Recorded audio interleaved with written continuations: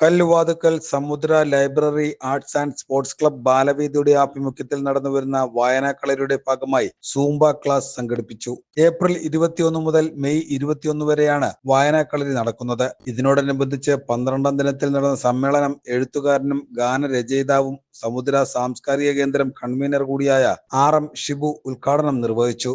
അതെ, നമ്മുടെ കേരളത്തിൻ്റെ ഏറെ ബഹുമാനായിട്ടുള്ള മുഖ്യമന്ത്രി സൂംബ ഡാൻസിൻ്റെ പ്രാധാന്യത്തെക്കുറിച്ചുമൊക്കെ തന്നെ വളരെ വലിയ പ്രാധാന്യത്തോട് തന്നെ പറഞ്ഞു. നമ്മുടെ കേരളത്തിൽ മാധ്യമങ്ങളടക്കം അത്തരത്തിലുള്ള പരിപാടിയെ വലിയ പ്രചോദനകരമായ രീതിയിൽ തന്നെയാണ് അതിൻ്റെ വാർത്തയും പ്രാധാന്യവും എല്ലാം കൊടുത്തത് എന്നുള്ളതാണ് മനസ്സിലാക്കാൻ കഴിയുന്നത്. നമ്മൾ ജീവിക്കുന്ന ചുറ്റുപാട്, അതിൻ്റെ ഒരു സാമൂഹ്യമായ ഒരു അന്തരീക്ഷം, മനസ്സിൻ്റെ കടുപ്പം ഏറുന്ന ഒരു കാലഘട്ടത്തിലാണ് നമ്മളെല്ലാവരും ജീവിക്കുന്നത്. മനുഷ്യ മനസ്സിനെ കൂടുതൽ ആർദ്രമാക്കുന്നതിന് സംഗീതവും പാട്ടും ഒക്കെ തന്നെ വലിയ പ്രചോദനമാകും എന്നുള്ളതാണ് മനസ്സിലാക്കാൻ കഴിയുന്നത്. നമ്മുടെ കേരളത്തിലെ, നമ്മുടെ രാജ്യത്തിൻ്റെ തന്നെ ഏറെ അഭിമാനകരമായ നിരവധി പ്രവർത്തനങ്ങൾ സാഹിത്യരംഗത്ത് നടത്തിയ ശ്രീ കൈതപ്രം ദാമോദരൻ നമ്പൂതിരി, അദ്ദേഹവും ഞാനും കൂടെ ചേർന്ന് നമ്മൾ ചില പ്രോഗ്രാം ചെയ്തിട്ടുണ്ട്. അദ്ദേഹം കോഴിക്കോട് ഒരു മ്യൂസിക് തെറാപ്പി സെൻ്ററുണ്ട്.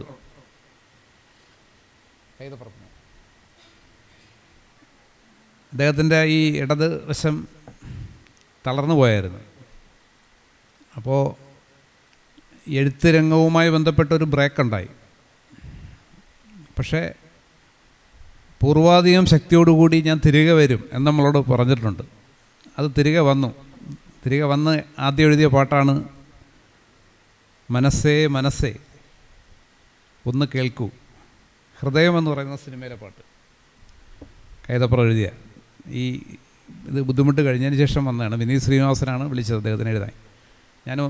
അദ്ദേഹം അതിനെക്കുറിച്ചൊക്കെ ഒരുപാട് കാര്യങ്ങൾ നമ്മളോട് ഷെയർ ചെയ്തിട്ടുണ്ട്. മനസ്സിനെക്കുറിച്ചാണ് അല്ലേ ആ പാട്ട് നിങ്ങൾ കേട്ടിട്ടുണ്ടോ? ഹൃദയം സിനിമ കണ്ടിട്ടുണ്ടോ? ഹൃദയം എത്ര പേര് കണ്ടിട്ടുണ്ട്? ഈ ഇരിക്കുന്നതിൽ നിങ്ങൾ എത്ര പേര് കണ്ടിട്ടുണ്ട് ഹൃദയം സിനിമ? ഹൃദയ സിനിമ ഉണ്ട് അല്ലേ? മോഹൻലാലിൻ്റെ മോനാണ് അല്ലേ? അപ്പോൾ ആ പാട്ട് എന്ന് പറയുമ്പം പാട്ടിൻ്റെ പ്രാധാന്യം ഒക്കെ എല്ലാവർക്കും വലിയ തോതിൽ ഇഷ്ടമാണ്. അപ്പോൾ പാട്ടിലൂടെ ഉള്ള ഡാൻസ്, അപ്പോൾ അതിനെക്കുറിച്ച് എനിക്ക് അത്ര ആധികാരികമായി ഒന്നും പറയാൻ അറിയില്ല. അതിൽ വളരെ ആധികാരികമായി ആ മേഖലയിൽ നിൽക്കുന്ന ഏറെ ബഹുമാനരായിട്ടുള്ള ആൾക്കാർ ഇന്ന് യോഗത്തിൽ ഇവിടെ പങ്കെടുക്കുന്നുണ്ട്. എന്നാലും കൊളംബിയൻ ഒരു നൃത്തരൂപമായിട്ടാണെന്ന് തോന്നുന്നു അതിൻ്റെ ഒരു ഇൻട്രൊഡക്ഷൻ അല്ലേ? ഇതൊരു ബെനറ്റോ പെരേസ എന്ന് പറയുന്ന ആളുടെ ഇതിൽ ഇങ്ങനെ വന്നിട്ടുള്ള സംഭവം.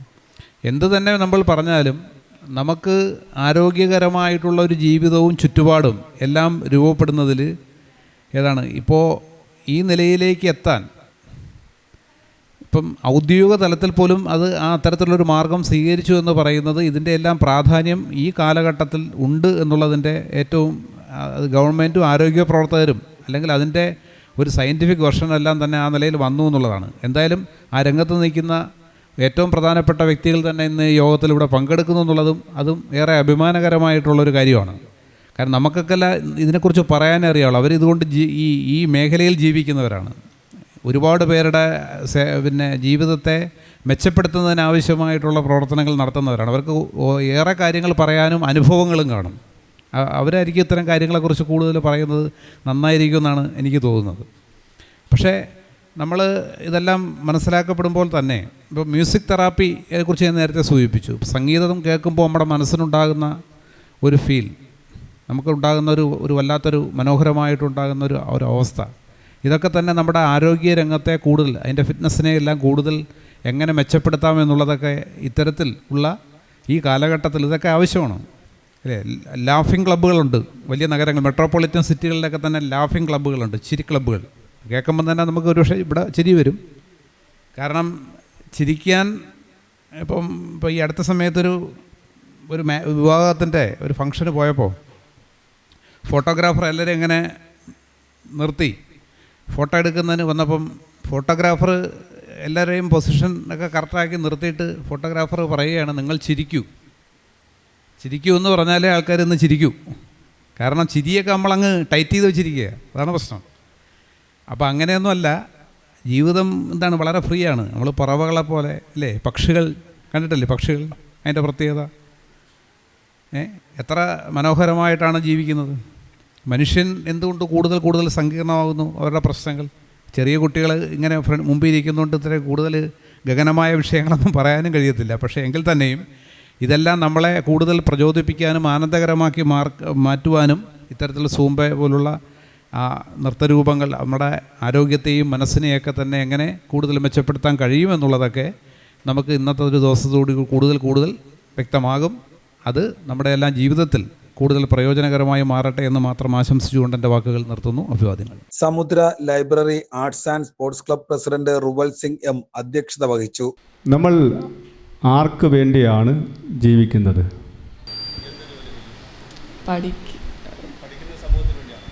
നമുക്ക് നല്ല കാര്യങ്ങൾ,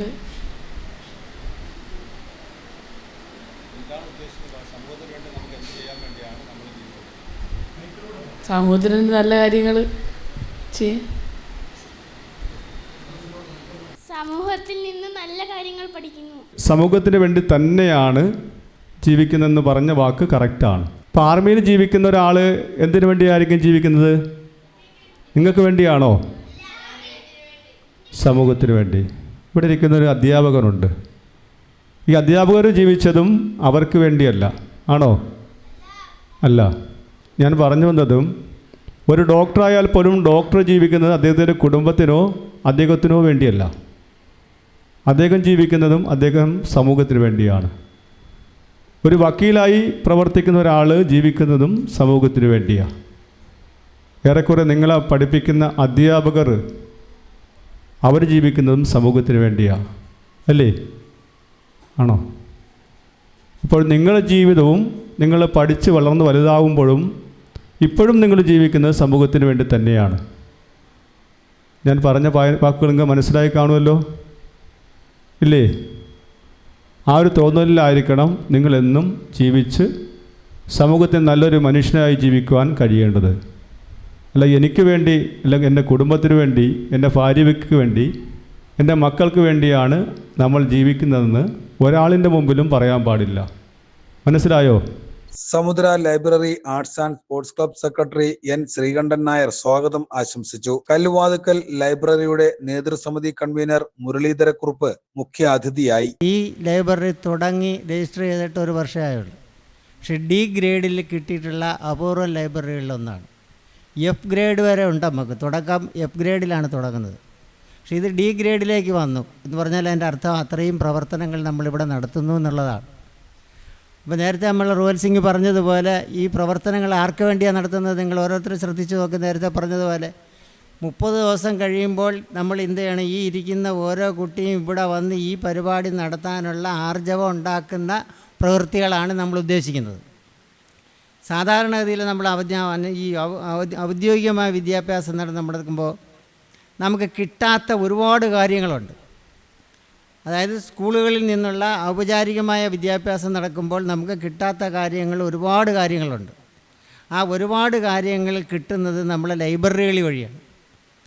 അപ്പോൾ ലൈബ്രറികൾ കേന്ദ്രീകരിച്ചുകൊണ്ടുള്ള പ്രവർത്തനങ്ങളാണ്. അതുകൊണ്ടാണ് നമ്മൾ ലൈബ്രറി കൗൺസിൽ ഒരു മാസത്തേക്ക് നമ്മൾ കുട്ടികളുടെ ഇടയിലുള്ള മാനസികമായ വളർച്ച, അത് അക്ഷരജ്ഞാനത്തിൻ്റെ പേരിലാവാം. 10ാം ക്ലാസ് കഴിഞ്ഞ കുട്ടിക്ക് അക്ഷരം എഴുതാൻ അറിഞ്ഞുകൂടാ എന്നൊരു DPI ഒരു വിദ്യാഭ്യാസ ഡയറക്ടർ പറഞ്ഞിട്ടുണ്ട്. 10ാം ക്ലാസ് കഴിഞ്ഞ കുട്ടിക്ക് എഴുതാനും വായിക്കാനും അറിഞ്ഞുകൂടാ എന്നുള്ളൊരു സ്ഥിതി, അത് മാറ്റണം നമുക്ക്. അപ്പോൾ അതിൽ 2 തരത്തിലാണ്. ഒന്ന്, മലയാളം അറിയാത്ത കുട്ടികളാണ് ഏറ്റവും കൂടുതൽ നമ്മുടെ സംസ്ഥാനത്ത് ഇപ്പോൾ ഉള്ളതെന്നുള്ളതാണ് സർവേ പ്രകാരം പറഞ്ഞിട്ടുള്ളത്. കാര്യം ഈ CBSE സ്കൂളിൽ പഠിക്കുന്ന കുട്ടികൾക്ക് മലയാളം പഠിക്കണ്ട. അതുപോലെ സംസ്കൃത സ്കൂളിൽ സംസ്കൃതം പഠിക്കുന്ന കുട്ടികൾ മലയാളം പഠിക്കണ്ട. അങ്ങനെ CBSEയും CBSE അല്ലാത്ത സ്കൂളുകളിലൊക്കെ പഠിക്കുന്ന കുട്ടികൾക്ക് മലയാളം പഠിക്കേണ്ടാത്ത ഒരു സ്ഥിതി കേരളത്തിലുണ്ടായാൽ നിങ്ങൾ ഓരോരുത്തരും ഏത് തരത്തിലാക്കി പോകും? മന്ദബുദ്ധികളായി മാറിപ്പോവും. നമ്മുടെ സംസ്കാരം, നേരത്തെ റുവൽ സിംഗ് പറഞ്ഞോടെ നമ്മുടെ സംസ്കാരമുണ്ട്. നമുക്ക് ഓരോ സംസ്കാരമുണ്ട് നമ്മുടെ ഓരോരുത്തർക്കും. ആ സംസ്കാരം നമ്മൾ അറിയണ്ടേ? നമ്മളെ രാജ്യത്ത് നടക്കുന്ന കാര്യങ്ങൾ, നമുക്കുള്ള ജീവിത രീതി, നമ്മുടെ കാര്യങ്ങൾ ഇതെല്ലാം അറിയണമെന്നുണ്ടെങ്കിൽ നമുക്ക് മലയാളം അറിഞ്ഞിരുന്നേ പറ്റൂ. അതാണ് മുന്നിൽ കണ്ടുകൊണ്ടാണ് നമ്മൾ ഈ പറഞ്ഞതുപോലെ ഒരു മാസക്കാലത്ത് ഇങ്ങനെ വിവിധ തരങ്ങളിലുള്ള ടൈം ടേബിൾ അനുസരിച്ച് തന്നെ നിങ്ങൾക്കുള്ള നിയന്ത്രണത്തിന് വേണ്ടിയിട്ടൊരു മെൻറ്ററെയൊക്കെ എടുത്ത് അവരുടെ നേതൃത്വത്തിൽ നമ്മളിങ്ങനെ എല്ലാ ലൈബ്രറികളിലും നടത്തുന്നത്. അതാണ് ഞാൻ നേരത്തെ പറഞ്ഞത്. ഇത് ഒരു വർഷം കഴിയുമ്പോൾ അല്ലെങ്കിൽ ഒരു മാസം കഴിയുമ്പോൾ നിങ്ങൾ ഈ പരിപാടി നടത്തത്തക്ക രീതിയിലുള്ള മലയാളത്തിലുള്ള എല്ലാ കാര്യങ്ങളും അറിഞ്ഞിരിക്കാനുള്ള, എല്ലാ കാര്യങ്ങളും അറിയണ്ട, കുറേ കാര്യങ്ങളെങ്കിലും അറിഞ്ഞിരിക്കുന്നുണ്ട് കാര്യങ്ങൾ. അതിനാണ് ഈ പരിപാടി നമ്മൾ നടത്തുന്നത്.